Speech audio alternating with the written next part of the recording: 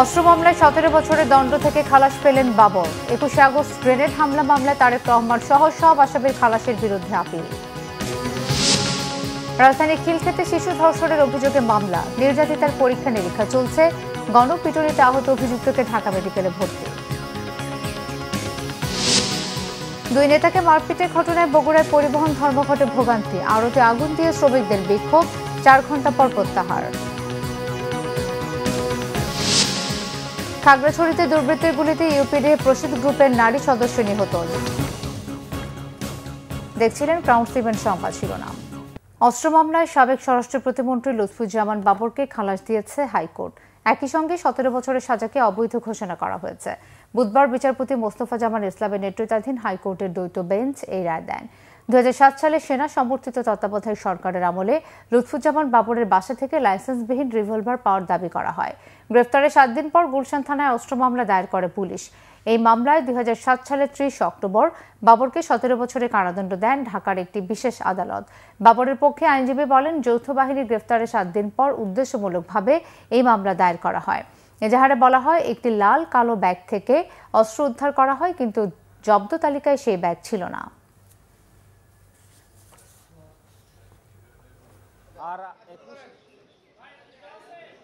যেদিন তাকে গ্রেফতার করা হয় তারও 6 দিন পরে মামলা করা হয়েছে। অস্ত্র নেওয়া হয়েছে 6 দিন আগে, আর মামলা দায়ের করা হয়েছে তিনি যখন রিমান্ডে তখন ঘটনার 6 দিন পরে। এবং এই জন্যই আজকে মাননীয় আদালত বলেছেন যে এই মামলাটি করার যে প্রক্রিয়া, এই প্রক্রিয়াটাই ছিল অবৈধ, তার আটক আদেশটাই ছিল অবৈধ, সাজাটা তো অবশ্যই অবৈধ ছিল। এই ফাইন্ডিংসের ভিত্তিতে আজকে তাকে বেকসুর খালাস করেছেন। এই মামলার মধ্য দিয়ে জনাব লুৎফুজ্জামান বাবরের আর কোনো সাজা বাংলাদেশের কোনো আদালতে থাকলো না। 21 আগস্ট গ্রেনেড হামলা মামলায় তারেক রহমান সহ সব আসামির খালাসের বিরুদ্ধে আপিল আবেদন করেছে রাষ্ট্রপক্ষ। সুপ্রিম কোর্টের আপিল বিভাগের সংশ্লিষ্ট শাখায় এই আপিল আবেদন করা হয়েছে। শুনানি হতে পারে আপিল বিভাগের চেম্বার জজ আদালতে। অ্যাটর্নি জেনারেল কার্যালয় সূত্র আজ এই তথ্য নিশ্চিত করেছে। এর আগে হাইকোর্টের বিচারপতি এ.কে.এম. আসাদুজ্জামান ও বিচারপতি সৈয়দ এনায়েত হোসেনের সমন্বয়ে গঠিত বেঞ্চ গত 1 ডিসেম্বর তারেক রহমান সহ সব আসামিকে খালাস দিয়ে রায় ঘোষণা করেছিলেন। 2018 সালের 10 অক্টোবর ঢাকার একটি আদালত গ্রেনেড হামলার 2টি মামলায় বিএনপির সাবেক স্বরাষ্ট্র প্রতিমন্ত্রী লুৎফুজ্জামান বাবর সহ 19 জনকে মৃত্যুদণ্ড ও বিএনপির ভারপ্রাপ্ত চেয়ারম্যান তারেক রহমান সহ 19 জনকে যাবজ্জীবন কারাদণ্ডের রায় দেয়। পর্যবেক্ষণে হাইকোর্ট জানায়, মামলাগুলোর বিচারিক আদালতের রায় অবৈধ, কারণ তা অবৈধ উপায়ে দেওয়া হয়েছে।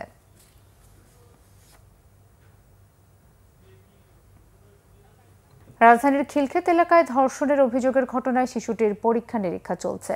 বর্তমানে ঢাকা মেডিকেল কলেজ হাসপাতালে চিকিৎসাধীন রয়েছে শিশুটি।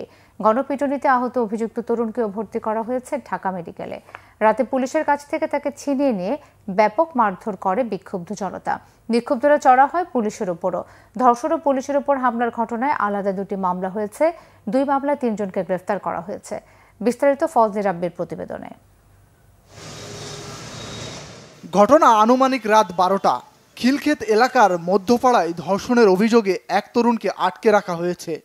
এমন খবর শুনে ঘটনাস্থলে উপস্থিত হয় পুলিশ। পরে অভিযুক্তকে থানায় নিয়ে আসছিলেন তারা। এক পর্যায়ে খিলক্ষেত বাজার এলাকায় কয়েকশো লোক পুলিশের ওপর অতর্কিত হামলা চালায়। ভাঙচুর করা হয় পুলিশের গাড়ি, ছিনিয়ে নেওয়া হয় অভিযুক্তকে। এ সময় আহত হন বেশ কয়েকজন পুলিশ সদস্য। পরে পরিস্থিতি নিয়ন্ত্রণে ঘটনাস্থলে মোতায়েন করা হয় অতিরিক্ত পুলিশ। সেনাবাহিনীর সদস্যদেরও দেখা যায় থানা পাহারায়। পুলিশের গাড়িতে হামলা ভাঙচুরের ভিডিও ছড়িয়ে পড়ে সামাজিক যোগাযোগ মাধ্যমে। এদিকে খিলক্ষেতের সেই ছোট্ট শিশুটিকে অসুস্থ অবস্থায় ঢাকা মেডিকেল হাসপাতালে ভর্তি করা হয়েছে। ভুক্তভোগীর মা জানান, খেলার সময় বাসার সিঁড়ি থেকে ডেকে নিয়ে গিয়ে জোরপূর্বক ধর্ষণ করে ওই তরুণ। 40-এ বাসা আসার পরে আমি বলতেছি, শুয়ে রইছো কেন? পরে উঠছে মেয়েটা। উঠার পরে আমারে বলতেছে, আম্মু আমারে যান বাসায় নিয়ে গেছে। আমি কি কার বাসায়? কোয়ার রুমের ভিতরে আমার সিঁড়ি থেকে টাইনা উঠাই নিয়ে গেছে। নিয়ে দরজা লাগাই দিচ্ছে। লাগানোর পরে মুখ চাপা ধরছে। ধরার পরে নাকি আমাকে কি হয়েছে? আমার খারাপ কাজ হয়েছে। কি খারাপ কাজ বলো? পরে তো আমি বুঝতে পারছি। পারার পরে দৌড় দিয়া পরে আমি ওর গার্জেনের কাছে গেছি, মানে ওর মামা খালা ওদেরকে বলছি।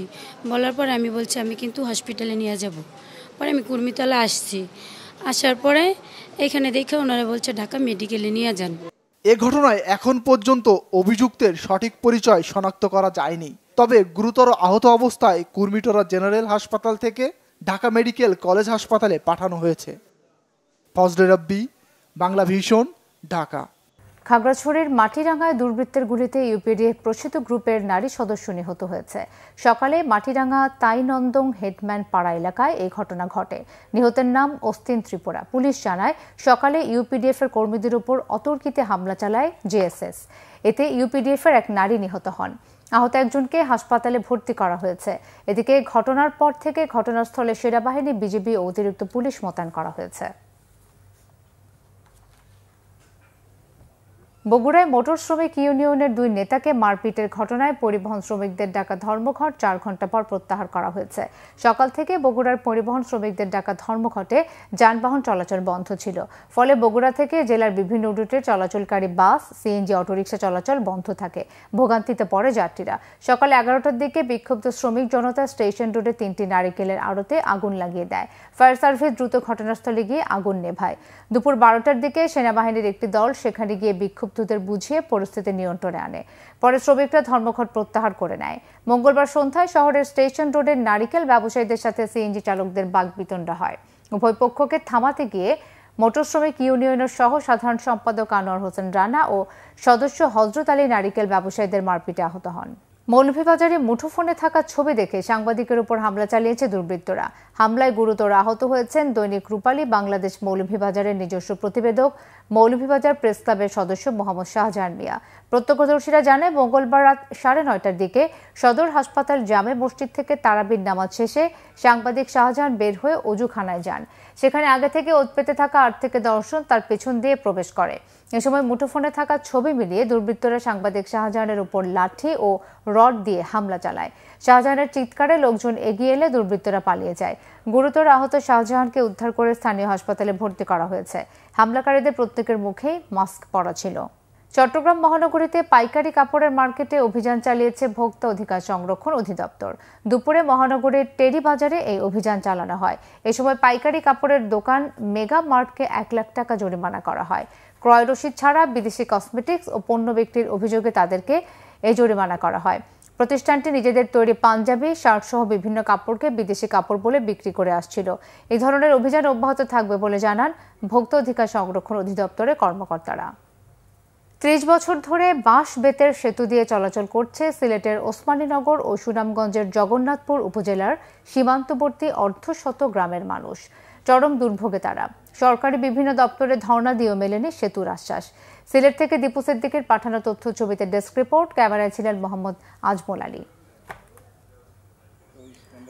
সিলেটের ওসমানীনগরের উমরপুর ইউনিয়নের শেষ সীমানায় বানায়া হাওর। হাওরের ওপারেই সুনামগঞ্জের জগন্নাথপুর উপজেলা। যাতায়াতে যুগ যুগ ধরে চরম দুর্ভোগে এই 2 জেলার অর্ধশতাধিক গ্রামের মানুষ। বর্ষায় নৌকা আর শুকনায় হেঁটে চলাই ছিল এখানকার হতভাগ্যদের একমাত্র ভরসা। 1996 সালে এলাকার কিশোর তরুণরা বানায়া হাওরের বারাক বিলে তৈরি করে বাঁশের সেতু। সেই থেকে শুরু। এখনো চলছে বাঁশ বেতের সাঁকো দিয়ে পারাপার। ফাঁকা রাস্তা নয়, মাটির রাস্তা। এখানে একটা ব্রিজ রয়েছে। এই ব্রিজের বাঁশের ব্রিজ তো হয়েছে, ফাঁকার ব্রিজ হয়েছে না। এখানে প্রতিদিন মানুষ, অনেক ছাত্রছাত্রী স্কুল, মাদ্রাসা, কলেজে তারা যায়। যাতায়াত সমস্যা, খুব কষ্ট হয়। আমাদের গ্রামে গাড়িগুলো আয় না, কিভাবে আয় গাড়ি? এটা কি বাঁশের একটা ব্রিজ, 2টা ব্রিজ করেছিলাম। আজ পর্যন্ত এই বাঁশের ব্রিজ আমরা ভাগ্য পরিবর্তন হয়েছে না। নৌকা দিয়ে যায় গেলে নৌকা বুড়ি যায় কি, একবার নৌকাটা বুড়ছিল বুড়িয়া, মেয়েরা খুব কষ্ট করে। এই এলাকা সব থেকে নিপীড়িত এবং অবহেলিত। সেও আমরা কোনো জনপ্রতিনিধি বা কোনো একটা সেক্টরে আমরা ইবাদি খেয়াল করবো না। বর্ষায় হাওরের পানি বেড়ে গেলে সেতুটি ডুবে যায়। যাতায়াতে দুর্ভোগের অন্ত থাকে না শিক্ষার্থী, রোগী ও তাদের স্বজনদের। ব্যবসা বাণিজ্যের ক্ষেত্রেও বড় বাধা যোগাযোগ ব্যবস্থা। রাস্তাঘাটে গিয়ে বাস করতে পারে না, কারণ নৌকা আইলে, এখনো নৌকার সময় আইলে নৌকা লাগে, কারণ পানিয়া অবস্থা হলো রাস্তাঘাট ডুবাইলে হিসাবে আমরা এখনো রাস্তাঘাটে নিয়ে খুব কষ্ট তো আছি। 30 বছর ধরে সব সরকারের আমলেই বিভিন্ন দপ্তরে সেতুর জন্য আবেদন করেছেন ভুক্তভোগীরা, কিন্তু কোনো উদ্যোগই নেওয়া হয়নি। বছরের পর বছর ধরে অবহেলিত থেকে গেছে বানায়া হাওর পারের মানুষ। 1 যুগ ধরে আমি বিভিন্ন সরকারের সাথে লবিং করে আসছি। বিএনপি থাকতে বিএনপি, আওয়ামী লীগ থাকতে আনপি সবার সাথে আমি লবিং করছি, লবিং করে টাকা পয়সা খরচ করছি, কিন্তু আসলে কথায় আছে না, কাজে মিল নাই। ইউনিয়ন পরিষদ থেকে রাস্তার কিছু কাজ করা হলেও তাও পর্যাপ্ত নয় বলে জানিয়েছেন জনপ্রতিনিধিরা। সেতু নির্মাণের সমীক্ষা শেষ হয়েছে, ঊর্ধ্বতন কর্তৃপক্ষের সিদ্ধান্তের অপেক্ষায় এলজিইডি। মাটি পরীক্ষা সহ যাবতীয় যে তথ্য, জিওমরফোলজিক্যাল মানে নদীর গতি প্রবাহ, নদীর দিক, তারপর সামাজিক যে আর্থিক যে অর্থনৈতিক যে বিষয়গুলো, সেগুলো কি ইম্প্যাক্ট করবে, এগুলো সব রেজাল্ট আমার জানা মতে মাস দুয়েক আগে এটা উপজেলা থেকে এগুলো সব পাঠানো হয়েছে, জেলা হয়ে সদর দপ্তরে চলে গেছে। একটি সেতুর জন্য আর কত অপেক্ষা করতে হবে জানে না বানায়া হাওরবাসী। Bangla Vision news desk. দেশের বিভিন্ন জায়গার আরো কিছু খবর নিয়ে একটি ডেস্ক রিপোর্ট।